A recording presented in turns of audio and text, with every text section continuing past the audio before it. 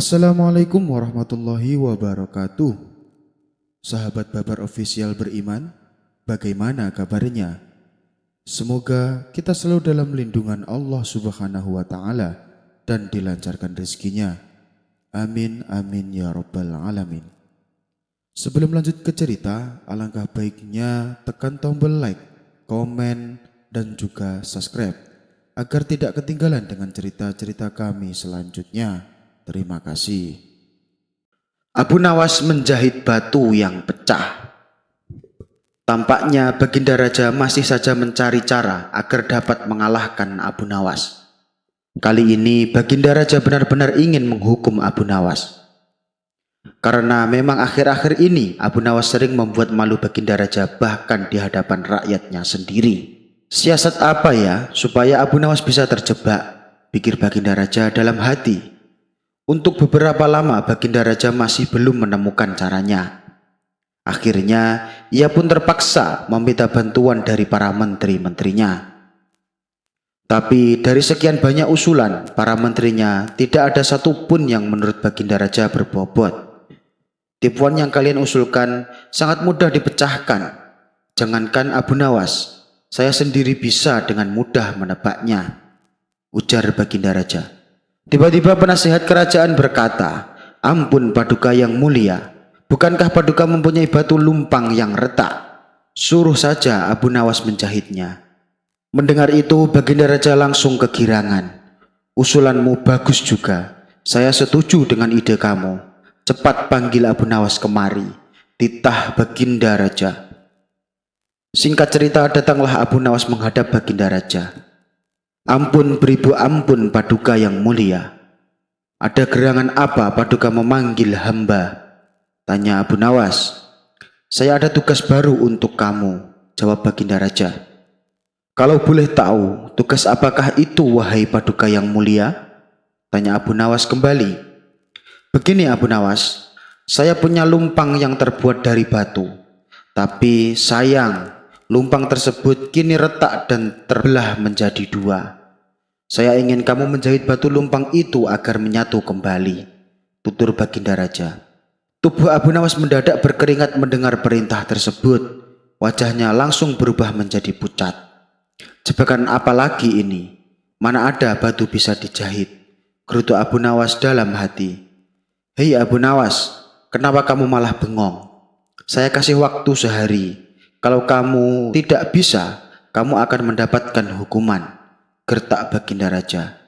"Sekarang kamu pulang dan bawa batu lumpang yang retak ini," titah Baginda Raja. Setelah itu Abu Nawas pun pamit untuk kembali ke rumahnya. Setibanya di rumah, Abu Nawas langsung pergi mengumpulkan batu-batu kecil yang serupa dengan batu lumpang tersebut. Keesokan harinya, Abu Nawas pergi menuju istana dengan membawa batu-batu kecil dan lumpang batu milik Baginda Raja.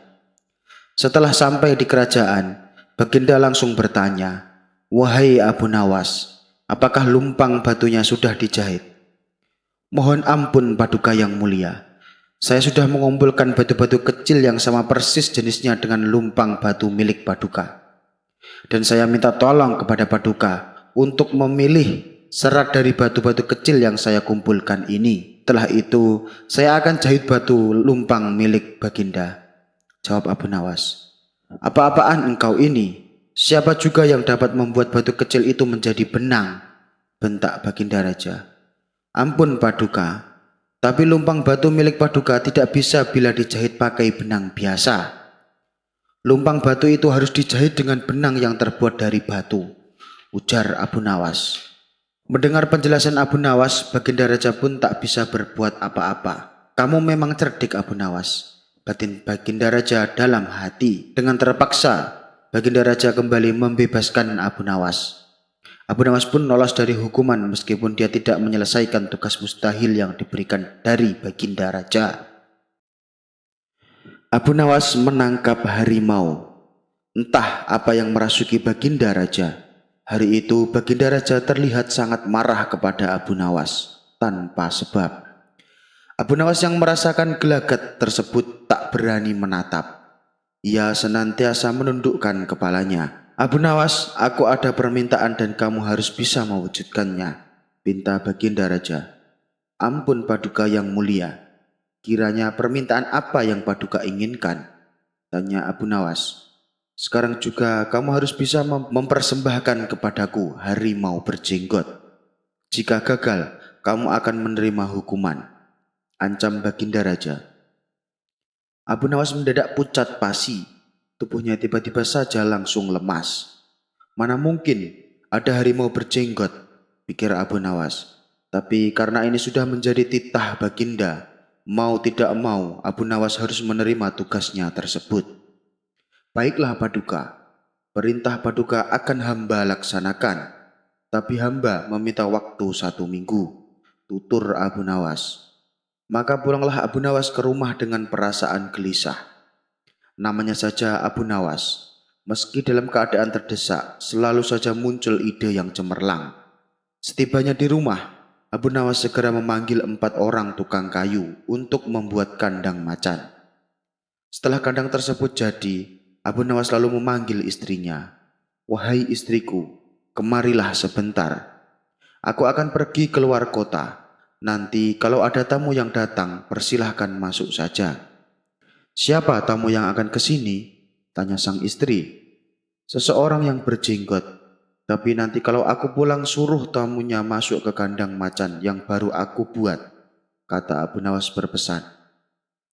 Singkat cerita, Abu Nawas pun pergi ke masjid untuk menunaikan ibadah sholat. Tumben kamu sholat di sini, tanya penghulu kerajaan kepada Abu Nawas. Penghulu itu sudah dari dulu memendam rasa suka kepada istri Abu Nawas. Ia juga sering menggoda istri Abu Nawas ketika sang istri sedang belanja di pasar. Dan tujuan Abu Nawas ke masjid itu memang supaya bertemu dengan tuan penghulu. Ia ingin memberi pelajaran kepadanya sekaligus mengabulkan permintaan Baginda Raja.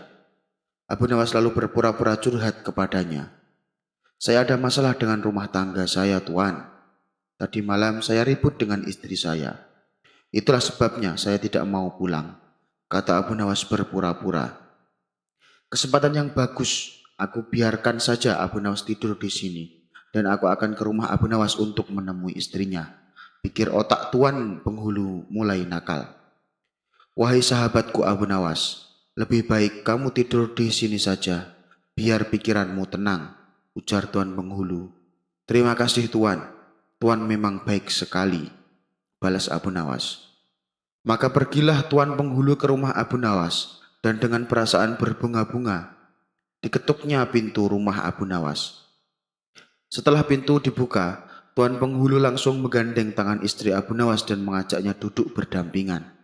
Keluarlah rayuan-rayuan maut dari mulut tuan penghulu. Hei Adinda, apa gunanya punya suami seperti Abu Nawas? Dia hanya pengangguran dan juga miskin. Lagi pula Abu Nawas hidupnya tidak karuan. Lebih baik kamu menjadi istri simpananku saja. Kamu bisa hidup mewah dan senang. Kamu juga bisa membeli apa saja yang kamu mau, daripada kamu hidup dengan Abu Nawas. Kerjanya hanya bertengkar terus. Istri Abu Nawas pun kaget dengan perkataan tuan penghulu. Sejak kapan ia bertengkar dengan suaminya? Ketika sang istri hendak membantahnya, tiba-tiba terdengar suara pintu rumah diketuk. Spontan tuan penghulu kebingungan. Ia terlihat langsung mencari tempat untuk bersembunyi. Sesuai dengan arahan Abu Nawas, sang istri menyuruh tuan penghulu untuk masuk ke dalam kandang macan. Tuan, lebih baik bersembunyi di dalam kandang itu, kata istri Abu Nawas. Tanpa pikir panjang, tuan penghulu langsung masuk ke dalam kandang dan menutupnya dari dalam. Lalu masuklah Abu Nawas ke dalam rumah. Hai istriku, apa yang ada dalam kandang itu? Tanya Abu Nawas berpura-pura tidak tahu. Bukan apa-apa wahai suamiku, jawab sang istri. Kemudian Abu Nawas segera menutup kandang itu dengan kain putih. Ia pun lalu mengundang 8 prajurit kerajaan untuk memikul kandang tersebut dibawa ke istana. Di sepanjang perjalanan, para penduduk penasaran. Hei Abu Nawas, apa yang ada di dalam kandang itu? Kenapa ditutupi kain putih? Tanya salah satu warga. Saya telah berhasil menangkap harimau berjenggot pesanan Paduka, jawab Abu Nawas. Coba dibuka kainnya, aku ingin melihatnya, pinta warga lainnya. Jangan dibuka di sini, nanti Baginda Raja bisa marah, ujar Abu Nawas beralasan. Karena penasaran, para warga lalu berinisiatif untuk ikut mengirim kandang tersebut sampai di istana. Tidak lama kemudian sampailah mereka ke istana. Melihat banyak orang yang berkumpul, Baginda Raja pun bertanya, "Ada apa ini, Abu Nawas? Kenapa ramai sekali?" Tanya Baginda Raja. "Saya membawa harimau berjenggot, Paduka." Sesuai perintah Paduka, para warga juga penasaran ingin melihatnya. Makanya mereka ikut datang kemari, ujar Abu Nawas. "Mana harimaunya?" Tanya Baginda Raja kembali. "Itu, Paduka, di dalam kandang. Silahkan Paduka lihat sendiri," balas Abu Nawas. Karena penasaran, Baginda Raja lalu membuka kain putih yang menutupi kandang tersebut. Akan tetapi, Baginda Raja menjadi kaget. Begitu juga dengan para warga yang hadir. Karena yang ada dalam kandang itu bukanlah harimau, melainkan tuan penghulu kerajaan. Baginda mencoba melihat muka tuan penghulu dari dekat. Namun tuan penghulu segera memalingkan mukanya karena malu dan takut. Melihat hal itu, Baginda Raja merasa heran. "Ini maksudnya apa, Abu Nawas?" Tanya Baginda Raja. "Loh, bukankah Paduka meminta harimau berjenggot?" "Itu harimaunya," balas Abu Nawas. Baginda Raja malah bertambah bingung. Bagaimana mungkin penghulu kerajaan dikatakan harimau berjenggot? Belum sempat Baginda Raja bertanya kembali, Abu Nawas langsung menjelaskan. "Begini, Paduka, ketika saya keluar rumah, harimau itu mencoba memangsa istri saya. Untungnya, saya sudah membuat perangkap, dan harimau itu masuk ke dalam perangkap saya," tutur Abu Nawas. Mendengar hal itu, Baginda Raja langsung murka kepada penghulu kerajaan. Ia yang seharusnya menjadi penegak hukum, malah ia yang melanggarnya. Baginda Raja pun segera memerintahkan prajurit untuk mengeluarkan penghulu itu dari kandang, lalu diarak keliling pasar sebagai hukuman bagi tuan penghulu. Itulah kisah Abu Nawas menangkap harimau berjenggot. Abu Nawas menangkap pencuri burung. Pada suatu hari, Abu Nawas bertamu ke rumah sahabatnya yang bernama Hamid. Melihat kehadiran Abu Nawas, Hamid langsung menyambutnya dengan sukacita. "Wahai sahabatku, sudah lama kita tidak bertemu," kata Hamid sambil memeluk Abu Nawas. Mereka berdua lalu duduk dan mengobrol panjang lebar. Di sela-sela obrolannya, Abu Nawas melihat burung milik Hamid yang berada di dalam sangkar. "Sekarang kamu suka pelihara burung ya? Burungnya bagus sekali," tanya Abu Nawas. "Ya, Bu, sekedar untuk mengusir kejenuhan. Sudah banyak yang menawar dengan harga tinggi tapi tidak aku berikan," jawab Hamid. "Kenapa? Kan kamu dapat uang besar," tanya Abu Nawas heran. "Saya sendiri suka dengan burung tersebut, Abu Nawas. Sayang kalau sampai dijual," balas Hamid. Setelah waktu menjelang sore, Abu Nawas pun pamit pulang kepada sahabatnya. "Jangan sungkan-sungkan, seringlah main ke sini, Abu Nawas," ucap Hamid. "Insya Allah sahabatku," balas Abu Nawas. Beberapa hari kemudian, burung milik Hamid hilang dicuri. Hal itu membuat Hamid sedih. Ia bertanya kepada orang-orang tapi tidak ada satupun yang mengetahuinya. Kemudian, Hamid membuat sayembara. Barang siapa yang bisa menunjukkan pencuri burungnya akan diberi imbalan hadiah uang yang banyak. Lagi-lagi, usahanya ini menemui jalan buntu, sebab tidak ada satu orang pun yang membantunya. Solusi terakhir yang ia tempuh adalah dengan meminta bantuan sahabatnya. Siapa lagi kalau bukan Abu Nawas? Maka pergilah Hamid ke rumah Abu Nawas. Sesampainya di sana, Hamid menceritakan masalah yang menimpa dirinya. "Apakah kamu punya dugaan siapa kira-kira yang mencuri burungmu?" tanya Abu Nawas. "Yang jelas orang dekat, bisa jadi tetangga saya, mungkin juga kawan saya.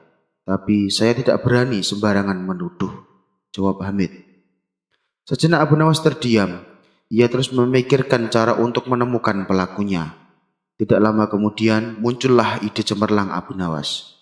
"Aku punya ide. Undang semua orang-orang terdekatmu. Ajak mereka makan siang di rumahmu," perintah Abu Nawas. Mendengar itu, Hamid pun kaget. "Untuk apa Abu Nawas? Apa mungkin di antara mereka adalah pencurinya?" tanya Hamid. "Jika kau ingin tahu pelakunya, turuti saja perkataanku. Jangan banyak bertanya. Biarkan aku yang bekerja," ucap Abu Nawas menegaskan. Baiklah Abu Nawas, saya serahkan urusan ini sepenuhnya kepadamu, balas Hamid. Keesokan harinya, Hamid melaksanakan rencana Abu Nawas. Ia mengundang orang-orang dekatnya. Mereka adalah tetangga Hamid, kawan-kawan Hamid. Setelah semuanya berkumpul, mereka disuguhi hidangan makan siang. Tiba-tiba Abu Nawas berdiri dan berkata, "Apakah kalian tahu kenapa kita diundang?" Mereka semua menjawab, "Jelas untuk makan-makan, wahai Abu Nawas." Abu Nawas kembali bertanya, "Dalam rangka apa kita diundang?" Salah satu dari mereka berkata, "Mungkin dalam rangka pencurian burungnya Hamid." Spontan, para hadirin tertawa mendengar perkataan tersebut. Tepat sekali, sebenarnya Hamid sudah tahu pelakunya. Apakah kalian siap untuk bersumpah bahwa kalian tidak mengambil burungnya Hamid? Tantang Abu Nawas. Suasana yang tadinya penuh gelak tawa mendadak berubah menjadi tegang.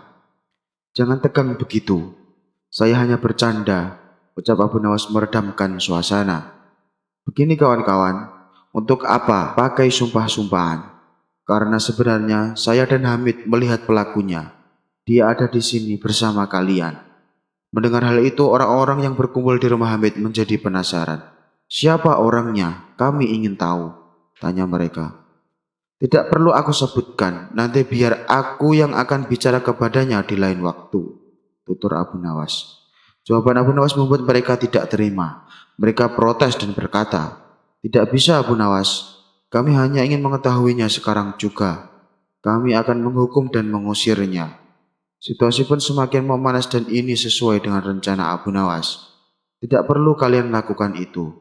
Cukup biar saja dia merasakan kepanikan dan rasa takutnya," balas Abu Nawas berpura-pura meredamkan suasana. Mereka tetap saja tidak puas dengan jawaban Abu Nawas. Akhirnya mereka memilih bertanya kepada Hamid. "Wahai Hamid, beritahu kami siapa pelakunya," desak mereka. Hamid pun menjawab sesuai dengan arahan Abu Nawas. "Ya, memang saya dan Abu Nawas sudah mengetahui pelakunya. Namun aku kira Abu Nawas bertindak dengan bijak. Biarkan dia yang atur." Atas jawaban Hamid tersebut malah membuat mereka semakin emosi. "Kami tidak akan meninggalkan rumah ini sebelum kami mengetahui siapa pelakunya," kata mereka serempak. "Baiklah, jika kalian masih bersikeras ingin mengetahuinya, saya akan menyebutkan ciri-ciri pencuri itu. Ya, lelaki yang di kepalanya terdapat sehelai bulu burung," ucap Abu Nawas menjelaskan. Para hadirin akhirnya senang. Mereka saling melirik satu sama lain. Namun ada satu orang yang nampak tegang. Dia menaruh tangannya di atas kepala dan mulai meraba-raba rambutnya untuk mencari sehelai bulu burung. Di saat itulah Abu Nawas langsung berteriak dan menunjuk orang tersebut. Dia pelakunya. Dia yang telah mencuri burung Hamid. Orang itu tak bisa menggelak. Terpaksa ia mengakui perbuatannya. Singkat cerita, burung Hamid akhirnya bisa ditemukan. Sebagai rasa terima kasih, Hamid memberikan sejumlah uang kepada Abu Nawas. Abu Nawas mengaku dewa bumi. Kabar tentang kecerdikan Abu Nawas dalam menyelesaikan masalah kian tersebar luas. Namun, Abu Nawas pun mulai dikenal hampir di seluruh kota Baghdad. Meskipun cara menyelesaikan masalah terbilang sangat unik dan tak lazim, tapi selalu menghasilkan keputusan yang adil. Tidak ada pihak yang dirugikan. Oleh sebab itulah Abu Nawas sangat dicintai dan dihormati oleh seluruh penduduk Baghdad. Dimanapun tempat Abu Nawas selalu menjadi perbincangan, termasuk para menteri istana yang tak henti-hentinya saling memuji kecerdasan Abu Nawas. Kala itu sang raja belum mengenal Abu Nawas, namun ia seringkali mendengar namanya, terutama saat para menterinya sedang duduk berbincang-bincang. Rasa penasaran pun hinggap di benak Baginda Raja. "Memangnya seperti apa sih Abu Nawas?" tanya Baginda Raja dalam hati. Ia pun kemudian bertanya kepada para menterinya, "Adakah di antara kalian yang paham dengan Abu Nawas?" Mendengar pertanyaan Baginda Raja, hampir seluruh para menterinya berdiri. Itu menunjukkan bahwa mereka paham dengan Abu Nawas. "Saya sangat penasaran dengan Abu Nawas. Adakah yang tahu di mana rumahnya?" tanya Baginda Raja. "Saya tahu Baginda," jawab salah satu menterinya. "Baiklah, sekarang juga kita ke sana. Suruh para prajurit untuk menyiapkan kuda. titah Baginda Raja. Setelah siap, rombongan kerajaan langsung berangkat menuju rumah Abu Nawas. Saat mereka sampai di pintu gerbang kota tempat tinggal Abu Nawas, masyarakat menjadi heboh dengan kehadiran rombongan kerajaan. Para penduduk berduyun-duyun mendekati rombongan kerajaan, hanya sekedar ingin melihat sosok Baginda Raja. Sementara Abu Nawas yang sedang duduk asyik di depan rumahnya diberitahu tetangganya kalau Baginda Raja dan rombongan istana akan mendatangi rumah Abu Nawas. Dan sekarang mereka sudah memasuki gerbang kota. Ada maksud apa Baginda Raja ingin menemuiku? Tanya Abu Nawas dalam hati. Ia pun segera keluar rumah melihat arak-arakan rombongan istana. Dengan melilitkan handuk di kepala layaknya sorban, Abu Nawas berdiri di pinggir jalan bersama orang-orang. Wajarnya kalau sorban bahannya pakai kain, tapi Abu Nawas malah memakai handuk untuk dijadikan sebagai sorban. Namanya saja Abu Nawas, tingkahnya memang aneh dan kocak. Namun dengan tampilannya yang menyeleneh itu, justru menyita perhatian Baginda Raja. Ketika Baginda Raja melihat tepat di depan Abu Nawas, ia sempat ketawa melihat penampilannya. Baginda Raja lalu menyuruh prajuritnya untuk membawa Abu Nawas berdiri di hadapannya. "Siapa kamu?" tanya Baginda Raja. Salah satu menteri yang berdiri di samping Baginda membisikkan kepadanya kalau orang itulah yang bernama Abu Nawas. Namun jawaban yang diberikan Abu Nawas membuat Baginda Raja tertawa. "Ampun Paduka yang mulia, saya ini Dewa Bumi," jawab Abu Nawas. Baginda Raja tak kalah cerdik dengan Abu Nawas. Ia pun membalas jawaban Abu Nawas. "Kalau kamu memang Dewa Bumi, tentunya kamu mempunyai kesaktian. Saya ingin kamu mengubah agar mata prajuritku yang sipit ini menjadi besar," pinta Baginda Raja. Rupanya Abu Nawas lebih cerdik lagi. Kalau begitu, berarti Baginda Raja tak memahami apa yang saya katakan. Saya ini Dewa Bumi Paduka yang mulia. Bahkan Dewa Langit, Dewa Bumi tugasnya dari pusar sampai ke bawah kaki. Kalau dari pusar sampai ke atas kepala itu tugasnya Dewa Langit, hujat Abu Nawas menjelaskan. Baginda Raja pun langsung tertawa terpingkal-pingkal. Semenjak kejadian itu, Abu Nawas sering diundang ke istana hanya untuk sekedar menghibur Baginda Raja.